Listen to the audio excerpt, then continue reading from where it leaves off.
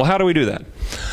After a lot of consternation, a lot of arguments, and a lot of discussions like this with people, and in about 2 years, hanging out in Cambridge, Massachusetts, around some very, very smart people in international development, then going and hanging out with smarter people on the ground in Haiti, Guatemala, Honduras, and Peru, I finally started to get my arms around it. This is just a beginning. It's just the start. But it starts to give us a vocabulary for how we engage with people. So the whole point is there are a lot of ways to interact with people. There are a lot of ways to help people. And typically, we've lived here. We see television commercial. We see Sally Struthers with a dirty African child with distended belly. They're starving. And she's saying, won't you help? Won't you just send $1, $5, $10? And we do this, and we just transfer wealth all over the world. So there's something wrong. We need to expand our vision of what it means to be compassionate, of what it means to love humanity, to be a philanthropist. So if you look in charity, it's a beautiful thing. It's helping the helpless. Why do we love babies? I think we were built to love babies because they're helpless, and we need to think they're cute so that we look at them and go, "Aw," and do something for them. Otherwise, we'd say, "I'm hungry and I want to go to Walmart," and we leave the baby sitting there. There's something inside of us that makes charity really important. Orphanages, disaster relief, services to the sick and disabled, helping people who just can't help themselves. But there's a much larger world out there, and there are a lot of people who we shoehorn into the charity category, and we say, all of you poor people, get into the charity box because I want to take care of you and I want to rescue you. And we don't stop to ask what their capabilities are. How do they get from A to B? Does money raining from the sky get them from A to B? It doesn't, and that's when you have to get into development, human development, helping people help themselves, education and capacity building, human development again, and economic development, moving things forward with a purpose. And then you start to get into some really interesting areas. Social enterprise, building businesses to serve the poor. You've heard of microfinance, small loans to people to help them get a leg up. Microinsurance, one of the new trends. Why should I be the only one who has the ability to get reimbursed if my house gets destroyed by a hurricane or tornado? If their house is worth $1,000, why can't we insure it for $1,000? Business services to the poor. If I'm a kiosk vendor on the streets of Lima, don't I need to advertise? Don't I need to network? Don't I need help sorting out my supply chain? These are some of the emerging areas in social enterprise. Ultimately, you get down to the bottom of pyramid. It was too big to fit in the box. Bottom of pyramid products and services. That means treating the poor as a viable market, taking them seriously. And this is something, I've been in some circles where I've gotten in big trouble for talking about this, because immediately people say, how can you profit off the poor? How can you live with yourself? How do you sleep at night? You know, Coke and Frito-Lay.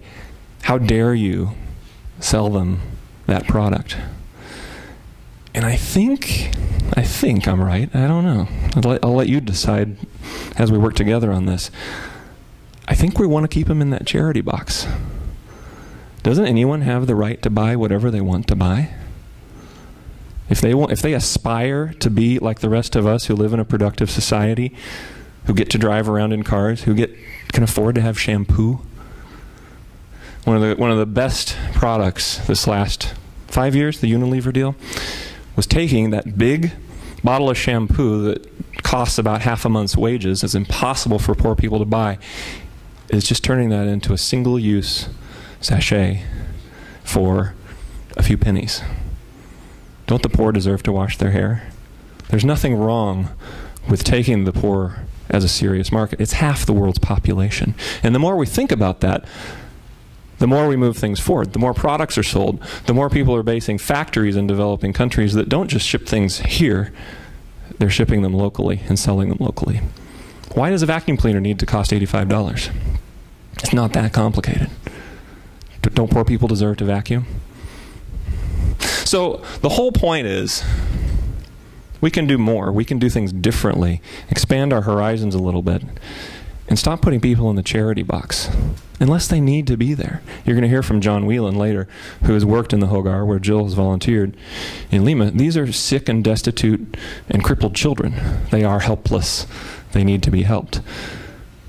But what I love about John's speech, you'll hear more about it, is he looked at that problem for a while, a couple of years, right, and then said, we can bolt something onto this, because the kids are getting healed and they're getting sent back home and they can't work. They don't have any skills. They don't have any education. How do we build their human capacity? How do we develop them? So I just want to head towards my close, I promise, with an example. So, by the way, one thing I failed to mention is you can start with listening. You don't have to give money, and you'll hear that a lot from us, I hope. You don't have to give money. Philanthropy is a way of life. Philanthropy is a mindset. It is literally love of humanity. Phileo anthropos, love of humanity. So you can start by just listening. It's the first way to love, is just listen to someone. Take them seriously. Back to our beggar example. What do? Roll up the window. Or maybe we roll it down just enough to pay our price of getting out of our discomfort. I'm not saying you have to talk to every beggar. I am saying engage with someone who lives in a world that's different from your own. And it might teach you something about your world. That's what happened to me anyway. I'm just saying. I don't know. But as you move into friendship, it doesn't cost you anything but your time. Building relationships with the poor through philanthropic travel, something we facilitate. Curiosity and concern. Getting beyond the 5-mile route we drive every day. And even learning their language. Why do they have to learn English to get to know us? I don't know. I'm still working on that, actually. My Spanish is not so good. So let me introduce you to something that spans both of these categories, development and social enterprise, helping people help themselves and building businesses to serve the poor.